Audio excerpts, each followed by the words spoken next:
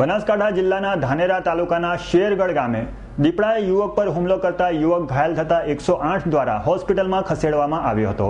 ઘણો સમય વીતવા છતાં ફોરેસ્ટની ટીમ ઘટના સ્થળે ન પહોંચતા લોકોમાં રોષ જોવા મળ્યો હતો। ગયા વર્ષે પણ આ જ સમયે દીપડાએ બનાસકાંઠા જિલ્લામાં આતંક મચાવ્યો હતો અને ફોરેસ્ટ અધિકારી સહિત 10 જેટલા લોકોને ઘાયલ પણ કર્યા હતા। ત્યારે આ વર્ષે પણ ધાનેરા શેરગઢ ગામે દીપડો દેખાતા લોકોના તોડેતોડા ભેગા થયા હતા અને ગભરાયેલા દીપડાએ લોકો પર હુમલો કરતા શેરગઢ ગામના દિનેશભાઈ ઠાકોરને ઈજા પહોંચી હતી। ઘટનાની જાણ ધાનેરા પોલીસ અને 108ને કરાતા પોલીસ અને 108ના પાયલોટ હરીશ દવે અને EMT ભગવાન દેસાઈ તાત્કાલિક ઘટના સ્થળે પહોંચીને ઘાયલને સારવાર અર્થે ધાનેરાની રેફરલ હોસ્પિટલમાં ખસેડ્યો હતો, પરંતુ ફોરેસ્ટ ખાતાની જાણ કરાયાને કલાકોનો સમય વીતવા છતાં કોઈ અધિકારી ન આવતા લોકો રોષે ભરાયા હતા।